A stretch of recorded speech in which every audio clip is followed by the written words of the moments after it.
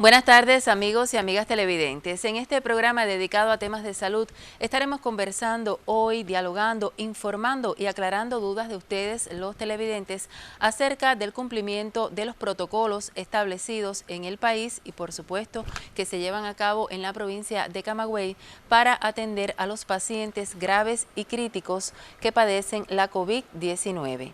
Usted, como siempre, tiene la posibilidad de contactar con nuestro colectivo si se comunica por el 3229-1816. Recuerde que aquí siempre va a tener información veraz y oportuna de primera mano.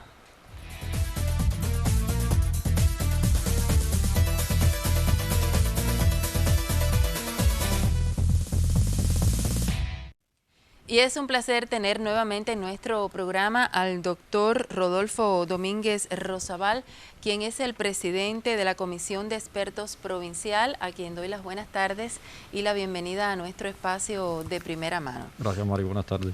Ya decía que usted nos acompañó en otra oportunidad cuando hablábamos de la labor precisamente de esta comisión o de este grupo de expertos que desde el comienzo de la pandemia y desde el primer caso en territorio agramontino y también avileño, recordemos que durante bastante tiempo se estuvieron atendiendo aquí los pacientes de Ciego de Ávila. Este grupo pues ha tenido y tiene una labor fundamental, sobre todo en el cumplimiento, en velar por el cumplimiento de los protocolos establecidos en sentido general para atender a los pacientes con COVID-19. Pero hoy, como ya decía yo en la presentación, centramos la mirada en este protocolo para los pacientes graves y críticos, que lamentablemente con este rebrote que estamos viviendo en todo el país, las cifras son altas y también el número de fallecimientos. Entonces, ¿en qué consisten estos protocolos? Si se han modificado con el desarrollo mismo de la pandemia en el país o si sencillamente se exige más por su cumplimiento, en fin. Sí, a tono con lo que ha venido ocurriendo en el mundo entero. Cada vez que aprendemos más de la enfermedad, por supuesto, tenemos que modificar los protocolos y las conductas terapéuticas a los pacientes que se ingresen con COVID. Y, por supuesto, los pacientes que han llegado a las condiciones de pacientes graves y críticos, pues hemos tenido que ir modificando los protocolos nacionales para, en pos de mejorar la calidad de esto, la calidad de vida de los pacientes y, por lo tanto, de que sea mejor la evolución de ellos y que no tengan un desenlace fatal al final cada uno de estos pacientes. Han sido las modificaciones desde el 1.1 hasta el 1.6, que es el que está actualmente vigente. Se modifican las actuaciones de las terapias intensivas. Los protocolos cubanos vienen por acápite para pacientes desde que están contactos de confirmados, los sospechosos, los pacientes confirmados, los pacientes graves y críticos, los niños en pediatría y los casos de las pacientes obstétricas, pues también vienen acápites para cada uno de estos tipos de pacientes. Y, por supuesto, el de la terapia intensiva es una parte importante porque a medida que aumenta el número de casos, por supuesto, va a aumentar también el número de pacientes graves y críticos, viene aparejado que se incremente con ello. ¿Qué terapias existen en la provincia en estos momentos atendiendo a los pacientes graves de COVID? Sí, los pacientes graves y críticos del país, como establece inclusive los protocolos internacionales, el pilar fundamental está basado en el empleo de esteroides, que son sustancias antiinflamatorias, y en el empleo de anticoagulantes, que son las sustancias que evitan que se formen coágulos en la sangre y que, por lo tanto, no produzca la muerte, porque estos coágulos puedan enclavarse en algún sitio específico, sobre todo pulmones, que es donde más frecuentemente puede ocurrir los trombos, como se conoce en el argot médico. Y, por supuesto, hay un grupo de medicamentos también que se emplean, que son de la producción biofarmacéutica cubana, sobre todo del Centro de Ingeniería Genética y Biotecnología, que ponía a disposición de nosotros un péptido, que es el péptido 6GB258, que tiene nombre Husvinza, que se emplea como medicamento antiinflamatorio importante, que disminuye la elevación de las sustancias inflamatorias circulando en el cuerpo humano y, por lo tanto, disminuye también los efectos nocivos que tienen ellos sobre la enfermedad y que la evolución del paciente sea mejor. Disminuye la necesidad de empleo de oxígeno los días de un paciente acoplado a una máquina de ventilación artificial, y ha sido un medicamento importante en esta batalla para pacientes graves y críticos. También se ha puesto a disposición de las terapias intensivas otros medicamentos como son anticuerpos monoclonales. Estuvimos utilizando el itolizumab, que lo continuamos usando en las terapias intensivas, y también estamos usando en estos momentos otro de los anticuerpos monoclonales, que es el nimotuzumab, con efectos también prometedores en la terapia de pacientes con COVID. ¿En qué terapias? En las terapias intensivas, Estamos hablando de las terapias intensivas, principalmente la del Hospital Amalia Simoni, la terapia intensiva del Hospital Militar de Camagüey, y también están habilitadas las terapias intensivas de los hospitales municipales de Nuevita, el Martín Champuga de Nuevita y el Hospital Manuel Pitti Fajardo de Florida. Me decía también que en Guaymaro existe alguna condición. En Guaymaro hay terapia intensiva preparada, acreditada y acondicionada para recibir pacientes graves y críticos si fuese necesario. También, o que de este municipio algún paciente tomara la condición de graves o críticos en alguno de los centros donde están ingresados hospitalarios de Guaymaro, y que haya que darle los primeros auxilios y la evolución de terapia intensiva de un paciente grave o crítico en esta institución. Tiene los medicamentos que establece el Protocolo Nacional para emplearlos y tiene todos los recursos, incluyendo el recurso humano, para prestar servicio y atención a pacientes graves y críticos en este municipio. En el caso de la población infantil, doctor. La población infantil grave o crítica se atiende en el hospital pediátrico. En la terapia intensiva del hospital pediátrico, la terapia intermedia del hospital pediátrico, ahí se atiende la población infantil grave o crítica de nuestra provincia. En estos momentos, estas terapias que usted ha mencionado, o sea, estas unidades de los diferentes hospitales que ya mencionó, están, digamos, a tope por la cantidad de pacientes.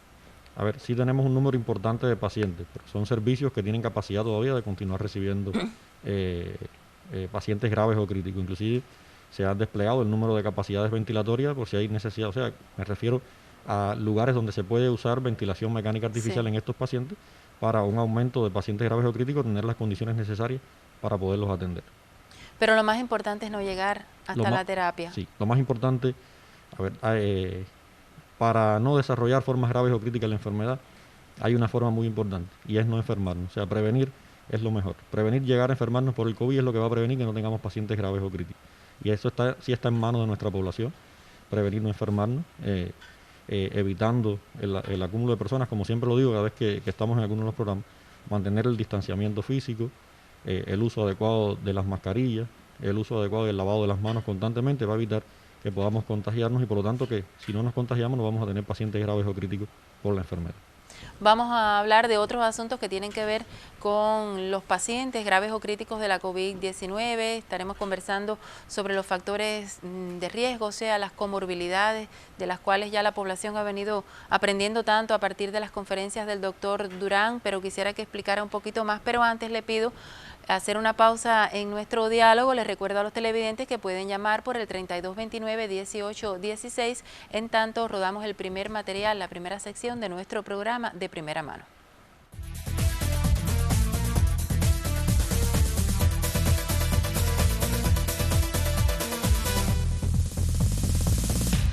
El síndrome respiratorio agudo severo por coronavirus está ejerciendo una presión sin precedentes sobre los sistemas de salud en todo el mundo. Aunque la mayoría de los pacientes presentan síntomas leves, como fiebre y malestar, entre el 8 y el 30% de los pacientes que llegan a los hospitales pueden requerir internación en la unidad de cuidados intensivos, UCI. Estos pacientes generalmente requieren alguna forma de soporte respiratorio. El síndrome de distrés respiratorio agudo relacionado con la COVID-19 puede diferir del provocado por otras causas, ya que los pacientes pueden presentar una profunda hipoxemia acompañada de una amplia gama de complicaciones respiratorias y de otro tipo que provoca la infección por este coronavirus. Sobre el tratamiento óptimo de la insuficiencia respiratoria, incluida la oxigenoterapia y las estrategias de ventilación adecuadas que limitan o previenen la lesión pulmonar u otras complicaciones, aún existen diversos criterios. A esto se suma la escasez de ensayos sobre el tema que pudieran orientar con mayor eficacia a nivel mundial el manejo de esta enfermedad. El resultado es que, en estos casos, la práctica clínica es muy variada.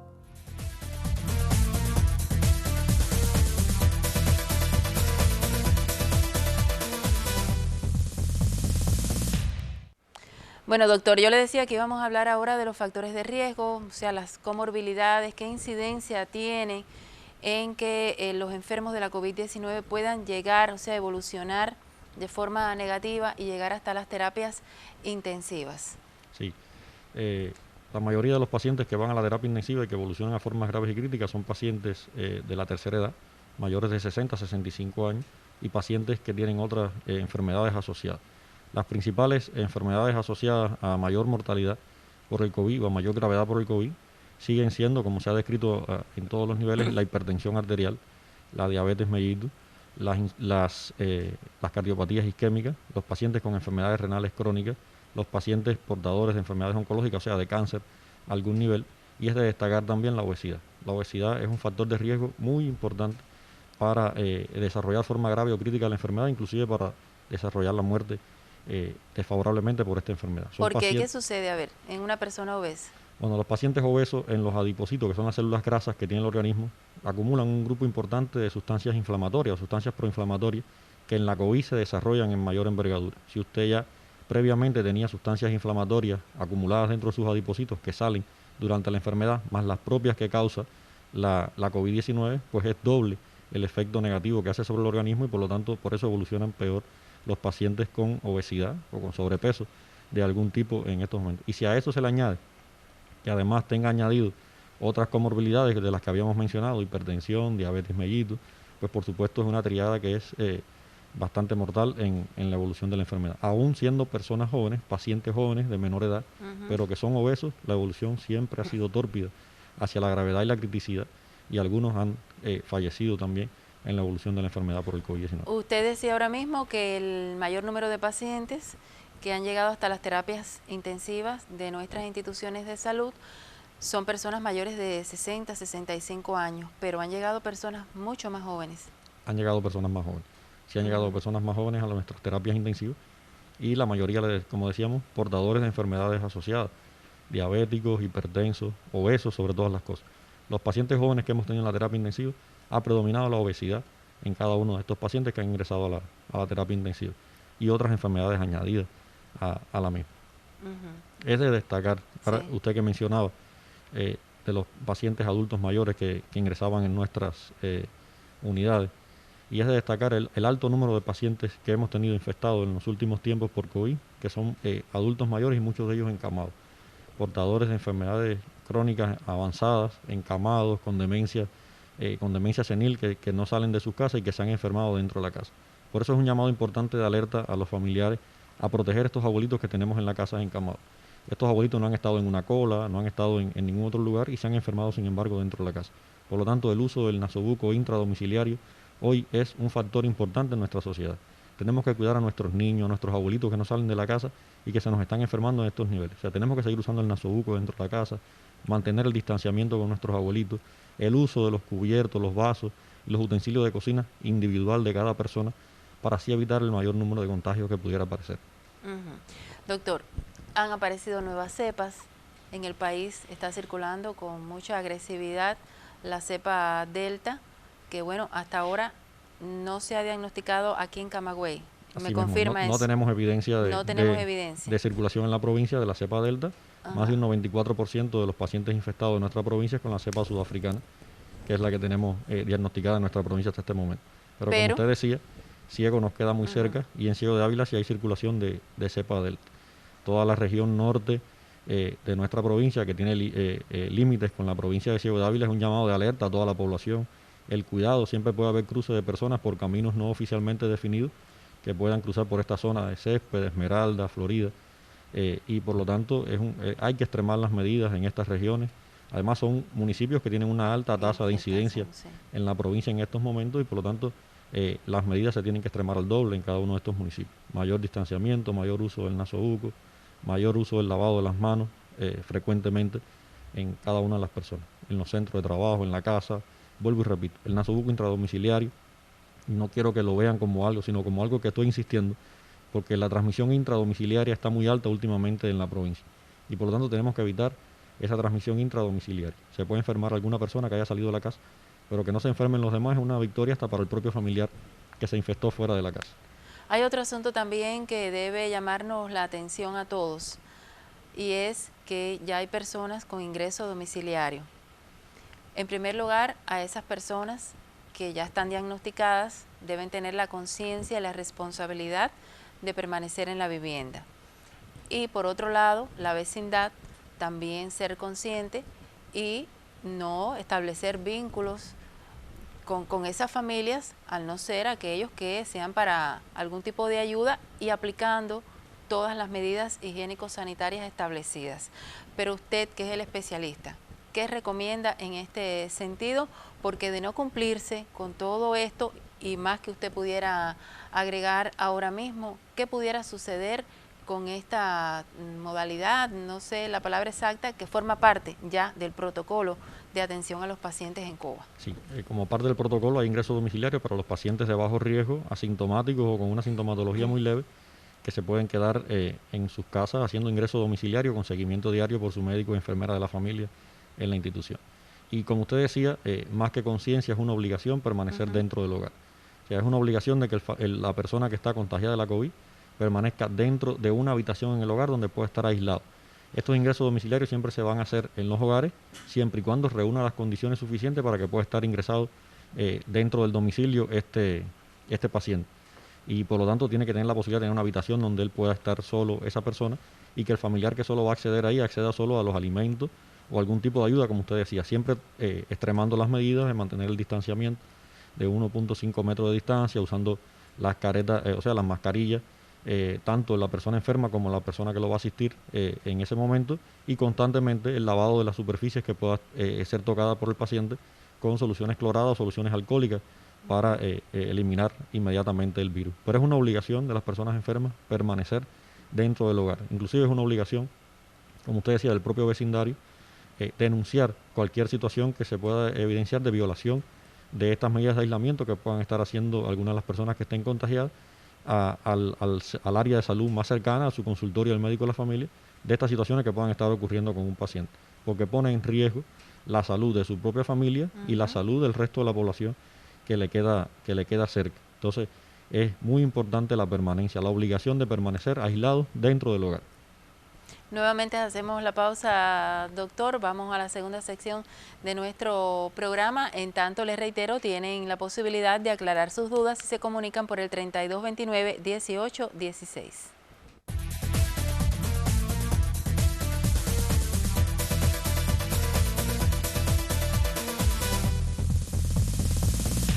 La seguridad en anestesiología puede definirse como la reducción del riesgo de daño innecesario asociado a la atención anestésica a un mínimo aceptable, teniendo en cuenta los conocimientos vigentes, los recursos disponibles y el contexto donde se presenta la atención médica de dicha especialidad. Los anestesiólogos deben estar preparados sobre el tema en cuestión, para lo cual existen en la actualidad recomendaciones muy específicas. Tener un fuerte compromiso como especialistas y protegerse serán las mejores armas durante esta pandemia, donde la anestesiología no está exenta de riesgos al igual que cualquier otra actividad humana, pero sí es segura y sirve como modelo de seguridad a otras disciplinas médico-quirúrgicas. El control de la vía aérea y la intubación orotraqueal son procedimientos de muy alto riesgo que pueden propagar entre el personal de salud la transmisión del virus SARS-CoV-2. Por este motivo, deben extremarse las medidas de prevención al realizar estos procesos. Es prioritario que cada institución, sobre la base de la evidencia científica y los recursos disponibles, desarrolle protocolos y procesos adecuados a sus necesidades y se adhiera a las buenas prácticas de calidad y seguridad en la atención.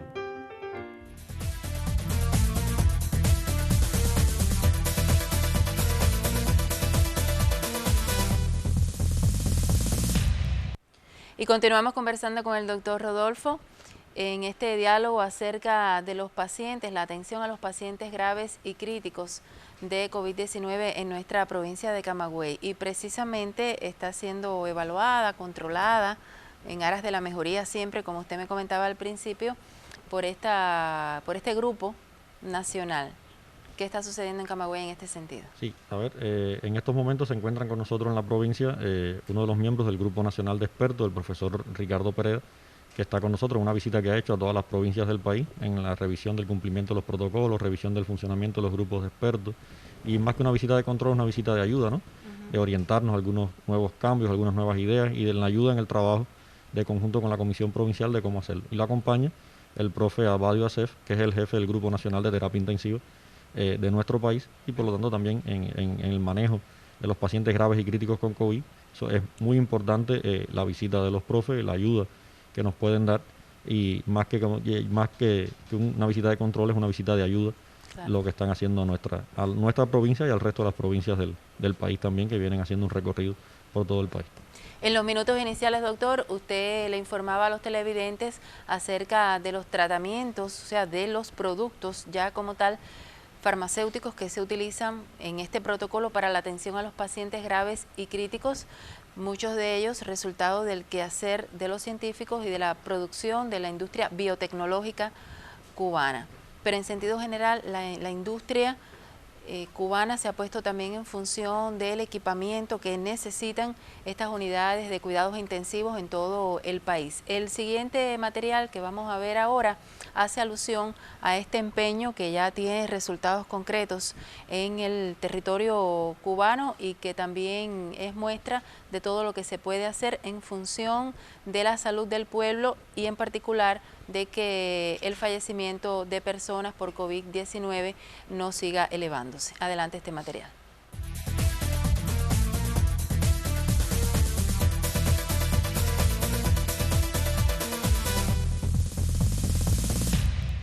Hace poco más de 5 años, Cuba dispone de la 4ª generación de monitores Doctus diseñados y fabricados en la empresa de tecnología médica digital Conbiomed.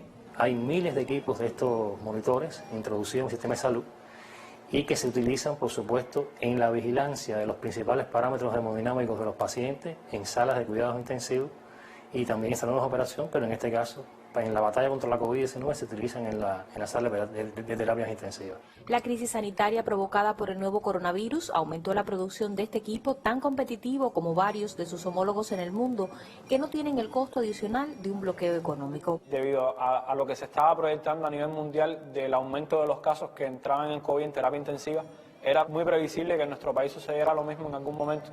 Y por tanto la empresa se vio obligada a desarrollar más monitores, a ensamblar más monitores en prácticamente un tiempo récord. El año pasado entregamos cerca de 300 monitores que se pusieron en función del sistema de salud desde marzo del 2020 hasta el cierre del año, y este año se han entregado más de 150 monitores Doctus. Entre las prestaciones del monitor está la oximetría de pulso, una herramienta para medir los niveles de oxígeno en sangre. Lo cual es muy importante porque es uno de los parámetros fundamentales a la hora de determinar el estado en que se encuentra el paciente con COVID-19. A este centro científico, adscrito al grupo de las industrias biotecnológica y farmacéutica BioCuba Pharma, corresponde garantizar la sostenibilidad de la tecnología instalada en los centros asistenciales. Es otra de las actividades que ha desarrollado la empresa en medio de la COVID-19, es los reportes de mantenimiento preventivo, de mantenimiento correctivo y las nuevas instalaciones que ha hecho la empresa en más de un año. Para el enfrentamiento a la pandemia, Conbiomed ha entregado a vacunatorios y centros de aislamiento más de 5.000 equipos digitales para la medición de la tensión arterial y 150 desfibriladores, entre otros dispositivos.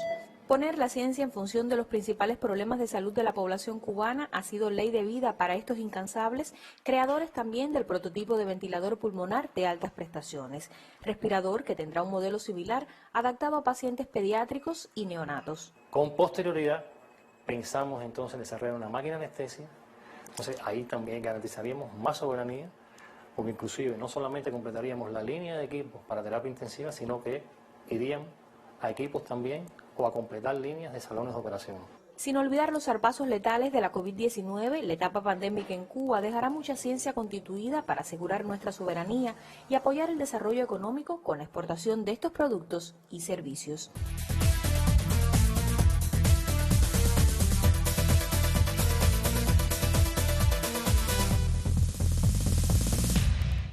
Y vamos a las preguntas de los televidentes. Preguntan que después de la vacuna si hay riesgo de infección.